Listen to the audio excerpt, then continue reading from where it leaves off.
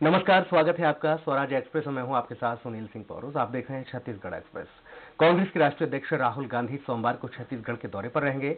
राहुल गांधी नया रायपुर में किसान सम्मेलन को भी संबोधित करेंगे। ऐसा माना जा रहा है कि वह इस दौरान कांग्रेस के वचन पत्र में किए गए वादों से जुड़ी कोई बड़ी घोषणा कर सकते हैं। इधर प्रदेश कांग्रेस फिलहाल राहुल गांधी के कार्यक्रमों की तैयारी में जुटी है। पार्टी की सभी प्रकोष्ठों की बैठक लेकर कार्यक्रम की रूपरेखा पर चर्चा की गई है। मुख्यमंत्री भूपेश बघेल और पुनिया ने सभा स्थल पहुंचकर कार्यक्रम की तैयारियों का जायजा लिया।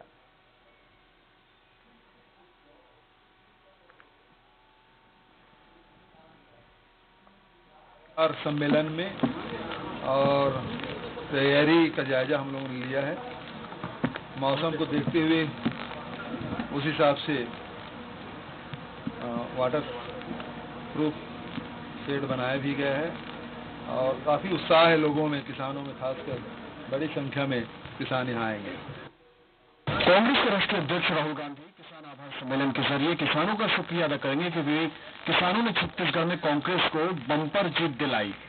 इसके अलावा कांग्रेस के राष्ट्रीय अध्यक्ष राहुल गांधी 24 किसानों को सम्मान देंगे, उनका आभार व्यक्त करेंगे और इस किसान सम्मेलन के जरिए कांग्रेस ये साबित करने की कोशिश करेगी, ये मैसेज देने की कोशिश करेगी कि वो किसानों के साथ खड़ी है।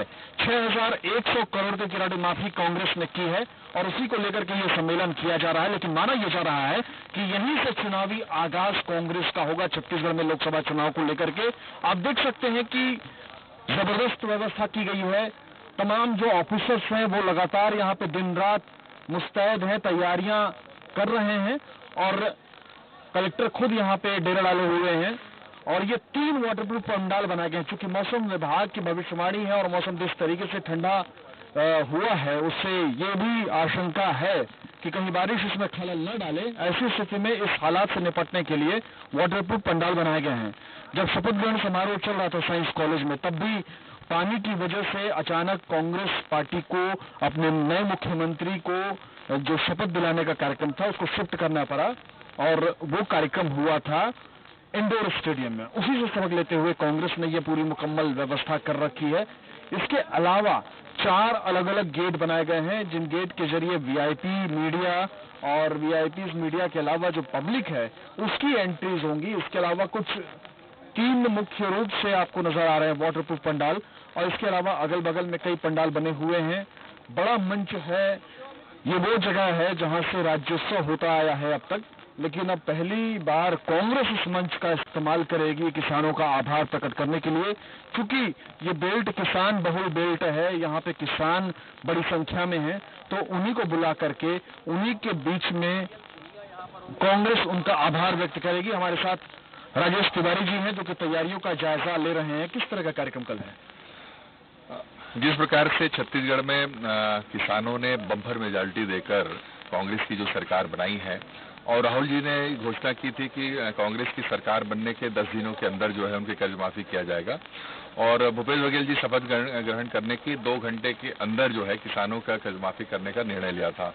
उन्हीं किसानों को जो इतने बहुमत के साथ कांग्रेस को जिताया है, राहुल गांधी जो है उनको आकर आभार व्यक्त करने के लिए उनके बीच में आ रहे हैं और भी जो बातें जो किसानों के हित में जो हो सकती है उसकी चर्चाएं यहाँ पे होगी और आने वाले समय में किसानों को लेकर और भी नीतिगत फैसले जो है वो किए जाएंगे। कल हालांकि कांग्रेस के जो प्रदेश अध्यक्ष और मुख्यमंत्री हैं वो ये कह चुके हैं कि नीतिगत जो भी घोषणाएं होगी वो विधानसभा में होगी। कल मंच से कुछ घोषणा हो सकती है? नहीं, जो चीजों के आपके जन घोषणा पत्र में जिन वादों को जो कहा गया था, जिन वादों को जो पूरा किया गया, वो वादे तो पूरे हो गए हैं, लेकिन उसमें जो राहुल जी का कल जो आने का जो कार्यक्रम है उसमें मुख्य रूप से ये है कि किसानों ने जो जिस बहुमत के साथ सरकार बनाई है इसलिए वो आभार व्यक्त करने आ रहे हैं। बाकी नीतिगत जो घोषणाएं हैं हमने पहले ही चुनाव घोषणा पत्र में कह चुके हैं, वो एक एक करके पूरी जो है वो की जाएगी। अच्छा, एक और महत्वपूर्ण चीज कि राहुल गांधी आएंगे, जो भी कांग्रेस से कई नेताओं का प्रवेश रुका हुआ है, राहुल गांधी का इंतजार किया जा रहा था, कल कहाँ प्रवेश होगा? यहाँ होगा या फिर किसी दूसरी जगह? अब इसके बारे में फैसला हुआ नहीं है, क्योंकि इसके बारे में हमारे प्रभारी भी जो आए हैं और बहुत सारे लोग जो दूसरे दलों में जो चले गए थे, जो कांग्रेस में रहे हैं, अब चूंकि कांग्रेस की सरकार बन गई है तो एक प्रकार से अब कांग्रेस में प्रवेश की बाढ़ जो है वो आ चुकी है। लेकिन इसके बारे में हमारे प्रदेश कांग्रेस कमेटी के अध्यक्ष जो हैं और प्रभारी जो है निर्णय करेंगे। इस मंच में किसी भी व्यक्ति का प्रवेश नहीं होगा, क्योंकि ये विशुद्ध रूप से किसानों को आभार व्यक्त करने के लिए जो है ये कार्यक्रम है।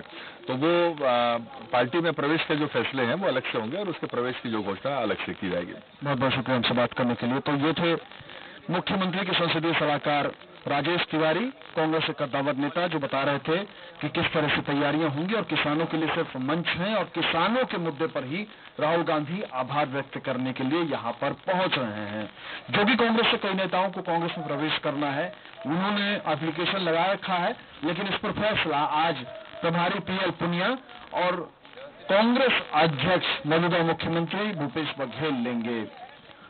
कैमरामैन अखिलेश के साथ नया रायपुर से रुपेश गुप्ता। कल जो वीवीआईपी विजिट है उसके लिए हमको पुलिस मुख्यालय स्तर से और रेंज स्तर से हमको बल मिला है, जो हमारे रायपुर पुलिस के अतिरिक्त, और ये जो बल मिला है और हमारे बल को मिलाकर हमने हर जगह पर ड्यूटी लगाए है। हमारे कार्यक्रम स्थल पर हेलीपैड, एयरपोर्ट एवं यातायात व्यवस्था और पूरे सुरक्षा के मापदंड अनुसार पूरे पुख्ता इंतजाम किए हैं।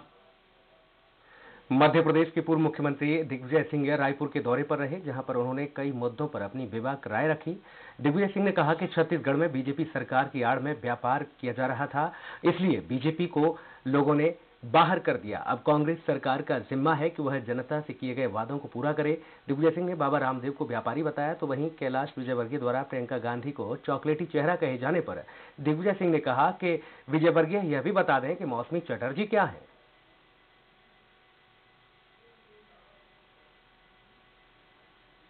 15 साल तक छत्तीसगढ़ और मध्य प्रदेश में सरकार भाजपा की रही, सत्ता भोगी हो गई थी पूरी भाजपा। राजनीति नहीं कर रहे थे, व्यवसाय कर रहे थे, व्यापार कर रहे थे। राज्यपाल आनंदीबेन पटेल का बिलासपुर के गौरेला का दौरा निरस्त हो गया। राज्यपाल आनंदी पटेल आपको बता दें कि केंद्र सरकार की योजनाओं का अवलोकन करने आ रही थी, लेकिन मौसम की खराबी के चलते उनका दौरा रद्द कर दिया गया। गौरेला में राज्यपाल के आगमन के मद्देनजर जोरदार तैयारियां की गई, जिन पर पानी फिर गया और अब कमिश्नर और कलेक्टर कार्यक्रम में उन्होंने शिरकत की है।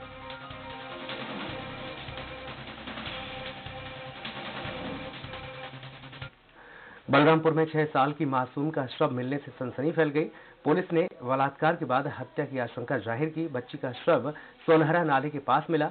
पुलिस कुछ संदिग्धों से पूछताछ कर मामले की जांच पड़ताल में जुटी है।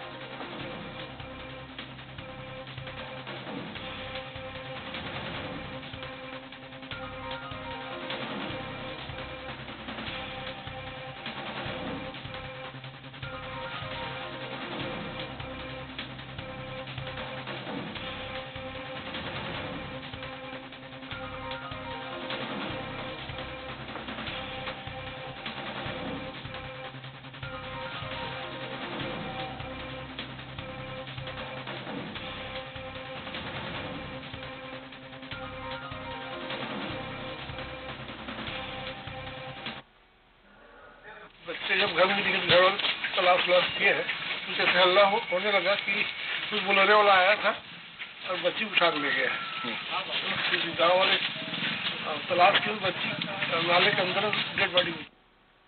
बलौदा बाजार के बिलाईगढ़ में 5 साल के बच्चे के अपहरण के मामले में पुलिस ने आरोपी दुर्गेश साहू को गिरफ्तार कर लिया। साथ ही बच्चे को आरोपी के कब्जे से छुड़ाकर माता पिता को सौंप दिया। आरोपी को पुलिस ने गिरफ्तार कर जेल भेज दिया है। पुलिस ने आरोपी को अपहरण के 5 घंटे के अंदर ही गिरफ्तार कर लिया। साथ ही पुलिस के मुताबिक बच्चे का अपहरण आरोपी ने बड़ी ही चालाकी से किया। पुलिस ने बताया कि गांव के ही दुर्गेश ने बच्चे का अपहरण कर परिवार से 5 लाख रुपए की फिरौती की मांग की थी, जिसके बाद बच्चे के पिता कृष्ण कुमार साहू ने पुलिस में शिकायत की। पुलिस ने तुरंत ही एक्शन लेकर 8 टीमें बनाई और इलाकों में भेजा गया, जिसके बाद अपहरण के 5 घंटे के अंदर ही आरोपी दुर्गेश को गिरफ्तार कर लिया गया। सीसीटीवी फुटेज के माध्यम से ना देखे तो विस्तार को मुंह में बांधा हुआ था वो, तो मेरे को डाउट पर था। उसके बाद धीरे धीरे सीसीटीवी 3-4 सीसीटीवी फुटेज वहाँ का देखे ना, मैं पुलिस टीम को बहुत बहुत धन्यवाद देना चाहती हूँ, पत्रकार टीम को भी बहुत बहुत धन्यवाद देना चाहती हूँ और गाँव वालों को भी बहुत धन्यवाद देना चाहती हूँ। मेरे बच्चे को खोजने में उन लोग बहुत प्रयास किए हैं। उधर कांकेर के मिनी स्टेडियम को इंडोर स्टेडियम के रूप में तैयार करने का कार्य जल्द ही शुरू हो जाएगा। लंबे समय से मिनी स्टेडियम को सुविधाजनक खेल मैदान के रूप में विकसित करने की मांग खेल प्रेमी करते रहे। स्टेडियम को सर्व सुविधा युक्त इंडोर स्टेडियम का रूप देने के लिए टेंडर जारी हो चुका है। निर्माण कार्य शुरू होने से पहले मुख्यमंत्री के संसदीय सलाहकार राजेश तिवारी मिनी स्टेडियम पहुंचे और कलेक्टर के साथ ही अन्य अधिकारियों से निर्माण कार्य के संबंध में जानकारी ली। क्योंकि एकमात्र नवोदय स्कूल का मैदान है जहाँ पे राजनीतिक कार्यक्रम भी होते हैं, वैवाहिक कार्यक्रम भी वहीं पे होते हैं, खेलकूद के भी होते हैं, जिसके वजह से वहाँ पे पढ़ाई भी प्रभावित होता था और बहुत सारी दिक्कतें आ रही थी। तो यहाँ पे जो मिनी स्टेडियम के नाम से जगह ये सुरक्षित है, तो अभी इसके सैंक्शन भी हो चुके हैं, टेंडर भी इसका हो चुका है, तो यहाँ पे एक बढ़िया स्टेडियम का निर्माण यहाँ पे किया जाएगा। जो अपना जो मिनी स्टेडियम जो है इसका जो है DMF फंड के अंदर मिली वगैरह है 4 करोड़ लगभग कुछ आता है उसमें करके निविदा हो गई। हाँ, निविदा वगैरह हो गई है उसमें। निविदा के लिए कितने टेंडर है? अब वो तैयार उसके बाद गरियाबंद में गरीब मजदूर अपनी मनरेगा की मजदूरी के लिए साल भर से भटक रहा था और ऐसे में उसकी बेटी की शादी भी होनी थी, मगर वह मजदूरी के पैसे नहीं मिलने से बेटी की शादी तय नहीं कर पा रहा था।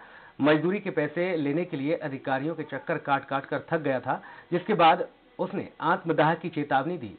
उस खबर को स्वराज एक्सप्रेस SMBC ने प्रमुखता से दिखाया। 25 तारीख को इस खबर को प्रमुखता से दिखाया गया। खबर देखकर अधिकारी जागे और प्रभुलाल के घर पहुंचे। साथ ही मनरेगा की मजदूरी देने के साथ साथ PM आवास, श्रम कार्ड और लोन जैसी सुविधा भी जल्द से जल्द मुहैया कराने का भरोसा दिलाया और इसके बाद प्रभुलाल ने 28 मार्च को अपनी बेटी की शादी तय कर दी। जो मैं रोजगार गारंटी में काम किया हूँ, आवास वगैरह में काम किया हूँ, ये सब पैसा मिल जाएगा। जैसे लेटरिन खोली का नहीं चढ़ा वो पर चढ़ जाएगा।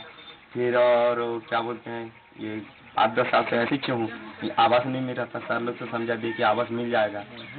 इनकी समस्याओं से भी अवगत हुए हैं। इनकी कुछ समस्या थी जिसका समाधान तो कर दिया गया है। जैसे मनरेगा के खाते में अभी तक अंतरित नहीं हुई थी राशि, इनका अकाउंट इनएक्टिव कंडीशन में था जिसे एक्टिवेट करा लिया गया है और जल्द ही इनके खाते में राशि अंतरित हो जाएगी। हाल ही में घोषित छत्तीसगढ़ राज्य सभा परीक्षा के रामानुजगंज के होनहार इंजीनियरिंग प्रशांत कुशवाहा ने पूरे प्रदेश भर में पहला स्थान प्राप्त किया है। यह पहला मौका है जब बलरामपुर रामानुजगंज के युवा ने राज्य सेवा परीक्षा में टॉप किया। पूरे जिले में खुशियों का माहौल है। हर जगह प्रशांत की तारीफों के कसीदे पड़े जा रहे हैं। उनके घर पर बधाई देने वालों का तांता लगा हुआ है। गणतंत्र दिवस के अवसर पर प्रशांत का जिला प्रशासन ने रामानुजगंज और बलरामपुर दोनों जगहों पर मेडल देकर सम्मानित किया। जब मैं मेंस एग्जाम देने लगा तो उसके पहले मुझे एहसास हो चुका था कि मेरी तैयारी काफ़ी अच्छी है और अब शायद ऐसा हो सकता है कि मैं फर्स्ट रैंक ला सकूंगा। गणतंत्र दिवस के मौके पर रायपुर के Sacred Heart Higher Secondary School Avanti Vihar में शान से तिरंगा लहराया गया।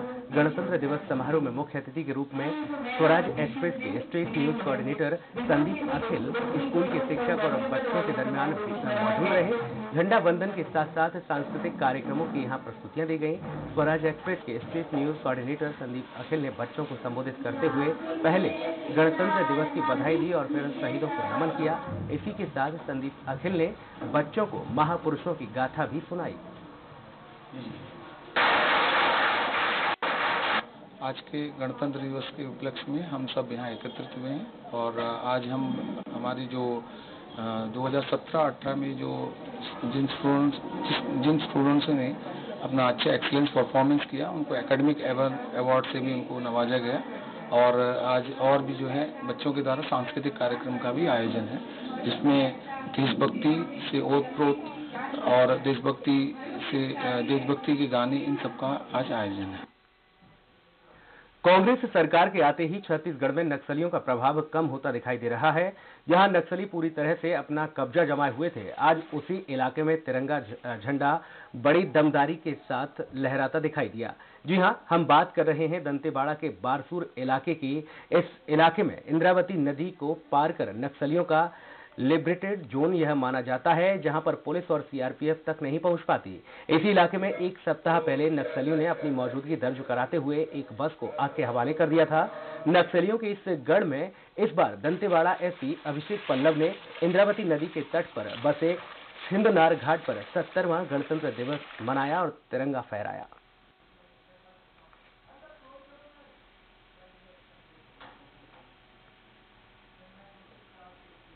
इस बुलेटिन में इतना ही। नमस्कार।